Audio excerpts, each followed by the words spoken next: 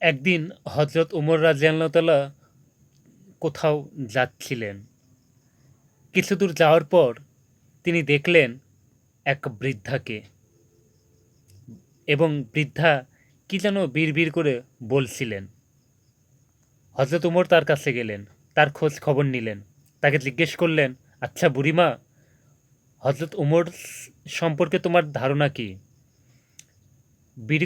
বুড়ি কখনো হজরত উমরকে দেখেনি, তাই তিনি হজরত উমর আলাইসাল্লামের সম্পর্কে তেমন কিছু বলতে পারলেন না এবং হজরত উমরের কথা শুনে কিছুটা বিরক্ত হলো এবং বললেন, ওমর টোমর দিয়ে আমি কি করব? আমার কি ঠেকা পড়ল যে তার খবর নিতে হবে? নিজের চিন্তায় বাঁচি না। হজরত উমর আবার তাকে জিজ্ঞেস করলেন, বুড়িমা, ওমরের উপর তোমার এত রাগ কেন? বুড়ি চেঁচিয়ে জবাব দেয়, রাগ হবে না কেন? এই যে খলিফা হয়েছে, তো আমাকে কি একটা পয়সাও দিয়েছে? নাকি কোনো দিন আমাকে আমার খোঁজ খবর নিয়েছে? ও মানুষ না। হজরত উমর বুড়ির কথা শুনে খুবই চিন্তিত হলেন। ঠিকই তো, আমি তো তার তেমন কোনো খোঁজ খবর নিতে পারিনি। তিনি কিছুটা নরম হয়ে আবার জিজ্ঞেস করলেন, আচ্ছা তুমি কি অবস্থায় আছো সেটা উমর কিভাবে জানবে? হজরত উমর রাদিয়াল্লাহু তাআলা বুড়িকে আবার জিজ্ঞেস করলেন যে, আচ্ছা, ওমর খলিফা হওয়ার পর তো তুমি অনেক কষ্টে ছিলে, তো কত টাকা পেলে তুমি ওমরকে মাফ করে দিবে? এমন সময় হজরত আলী ও আবদুল্লাহ ইবনে মাসউদ রাদিয়াল্লাহু তাআলা এসে হাজির হলেন। তারা হয়তো কোথাও যাচ্ছিলেন। এসে সালাম দিলেন, আসসালামু আলাইকুম ইয়া আমিরুল মুমিনিন। আগন্তুক দুই ব্যক্তির মুখে আমিরুল মুমিনিন শব্দ শুনে বৃদ্ধা তাজ্জব হয়ে গেল। সে ভয়ে কাঁপতে লাগলো আর ভাবতে লাগলো সে হজরত ওমরের সামনেই তাকে এত গালমন্দ করেছে। দারুণ অনুতপ্ত হলো বুড়ি। হজরত ওমর বৃদ্ধাকে সান্ত্বনা দিলেন আর বৃদ্ধার হাতে 25টি স্বর্ণমুদ্রা দিয়ে বললেন, বুড়িমা, তুমি এই চামড়ায় লিখে দাও যে কেয়ামতের দিন ওমরের কাছে আমার কোনো দাবি নাই। বৃদ্ধা তখন তাই করল। চামড়ার উপর তা লিখে দিল বৃদ্ধা। হজরত আলী রাদিয়াল্লাহু তাআলা সাক্ষী হিসেবে তাতে তার উপরে দস্তখত করলেন। হজরত ওমর রাদিয়াল্লাহু তাআলা আনহু হজরত মুহাম্মদ সাল্লাল্লাহু আলাইহি সাল্লামকে অনুসরণ করে তালি লাগানো জামা পরতেন। যখন তিনি মুসলমানদের প্রাণকেন্দ্র বাইতুল মুকাদ্দাস জয় করার জন্য বের হয়েছিলেন, সেই সময় তার পরিহিত জামায় 17 তালি লাগানো ছিল।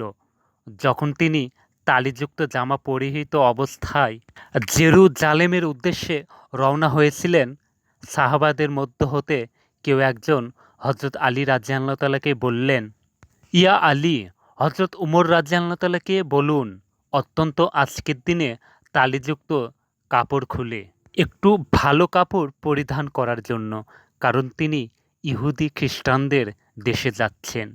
তারা হয়তো আমিরুল মুমিনিনকে দেখে বিরূপ মন্তব্য করতে পারে। তারা তিরস্কার করে বলতে পারে যে মুসলমানগণ খলিফার জন্য একজোড়া ভালো কাপড়ের ব্যবস্থা করতে পারেনি। আপনি খলিফাকে একদিন বুঝিয়ে বলুন। হজরত উমর রাদিয়াল্লাহু সাহাবাদের তাআলা পীড়াপিড়িতে হজরত কোথাও আলী রাদিয়াল্লাহু তাআলা যাচ্ছিলেন। কথাটি বলার জন্য কিছু দূর হজরত যাওয়ার উমর পর রাদিয়াল্লাহু তাআলার তিনি কাছে দেখলেন গেলেন, এক কিন্তু বৃদ্ধাকে এমন কথা বলার সাহস এবং পেলেন না, বৃদ্ধা কারণ কি ওমর যেন বিড়বিড় রাদিয়াল্লাহু করে তাআলা বলছিলেন। এমনিতেই গরম।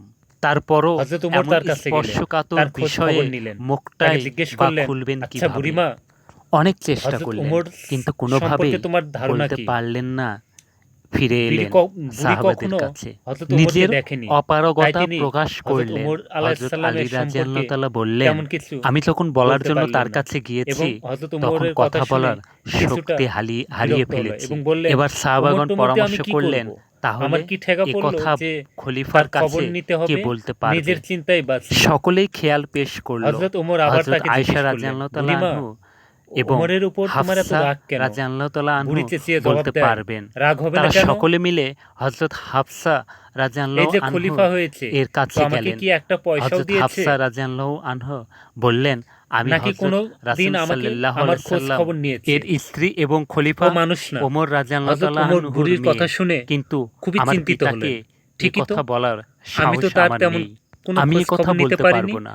হযরত তিনি আয়েশা কিছুটা রাদিয়াল্লাহু নরম আনহা হয়ে আবার জিজ্ঞেস বলতে করলেন, পারবেন। আচ্ছা সাহাবায়ে তুমি কেরামগণ কি অবস্থায় রাদিয়াল্লাহু তাআলা আছো আনহু সেটা ওমর হযরত কিভাবে জানবে? আয়েশার কাছে দরখাস্ত হযরত করলেন। ওমর রাদিয়াল্লাহু তাআলা অতঃপর তিনি বুড়িকে হযরত আবার ওমর জিজ্ঞেস রাদিয়াল্লাহু করলেন যে, আনহু আচ্ছা কে ওমর ডেকে খলিফা পাঠালেন। হওয়ার পর তো হযরত তুমি ওমর অনেক রাদিয়াল্লাহু কষ্টে ছিলে, আনহু তো হযরত কত টাকা আয়েশা পেলে তুমি রাদিয়াল্লাহু ওমরকে আনহার মাফ করে দিবে? পয়গাম পাওয়ার সাথে সাথেই উপস্থিত হলেন।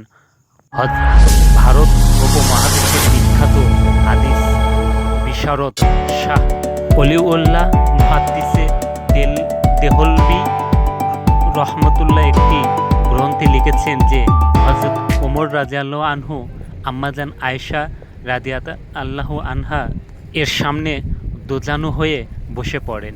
আয়েশা রাদিয়াল্লাহু আনহু বললেন, আমিরুল মুমিনিন, আপনি যেহেতু খ্রিস্টানদের রাজ্যে যাচ্ছেন, এই জন্য আপাতত এই তালিযুক্ত জামা পরিবর্তন করে অন্য একটি ভালো জামা পরিধান করুন। আম্মাজান আয়েশা রাদিয়াল্লাহু আনহা এর কথা শেষ হতে না হতেই খলিফাতুল মুমিনিন কেঁদে ফেললেন। আয়েশাকে বললেন, আম্মা, আপনি কি আমাকে রাসূল সাল্লাল্লাহু আলাইহি সাল্লাম থেকে দূরে সরিয়ে রাখতে চাচ্ছেন?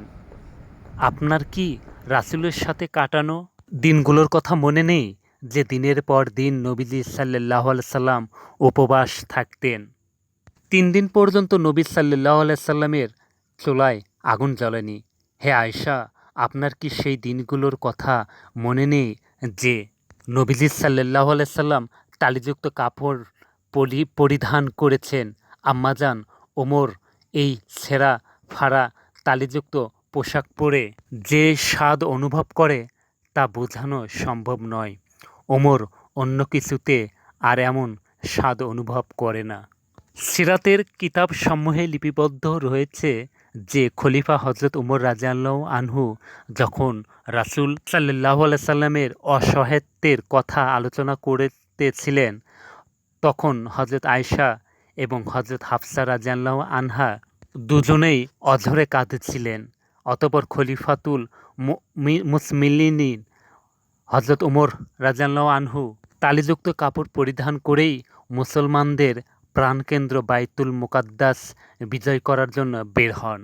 হযরত ওমর রাদিয়াল্লাহু তাআলা আনহু যখন জেরুজালেম শহরে প্রবেশের দ্বারপ্রান্তে ২২ লক্ষ বর্গ মাইলের বিশাল সাম্রাজ্যের খলিফার হাতে উটের রশি, উটের উপর বসে আছে ভৃত্য মুসলিম বাহিনীর সেনাপতি আবু উবাইদা ইবনুল জারবাহ রাদিয়াল্লাহু আনহু লক্ষ্য করলেন খলিফার গায়ে অতি সাধারণ ১৭টি তালিযুক্ত জামা। উটের রশি ধরে টানছেন মুসলিম বিশ্বের খলিফা, আর ভৃত্য বসে আছে সেই উটের উপর। এটা দেখে রোমানরা কি মনে করবে? এসব ভেবে তিনি বললেন, হে আমিরুল মুমিনিন, আমরা এমন এক জায়গায় যাচ্ছি যেখানের লোকেরা চাকচিক্য পছন্দ করে। মানুষের বাহ্যিক সৌন্দর্য দেখে মানুষের মর্যাদার বিচার করে। তাই আপনি যদি একটু ভালো পোশাক পরতেন তাহলে তা কতই না উত্তম হতো। হযরত ওমর রাদিয়াল্লাহু তাআলা আনহু আবু উবাইদা ইবনুল জাররাহ রাদিয়াল্লাহু আনহুর এর কথায় রেগে গেলেন। তার বুকে আঘাত করলেন আর বললেন, আমি তোমার পক্ষ থেকে এই কথাগুলো আশা করিনি। এরপর হযরত ওমর রাদিয়াল্লাহু তাআলা আনহু বললেন, আমরা হচ্ছি সেই জাতি যাদের মহান আল্লাহ ইসলাম দ্বারা সম্মানিত করেছেন। আমরা যদি ইসলাম ছাড়া অন্য কোনো উপায়ে সম্মান খুঁজি, তাহলে মহান আল্লাহ তাআলা আমাদের অসম্মানিত করবেন। এ পর্যন্ত আজকের ভিডিও। যদি ভালো লাগে অবশ্যই লাইক, কমেন্ট এবং শেয়ার করবেন। ধন্যবাদ।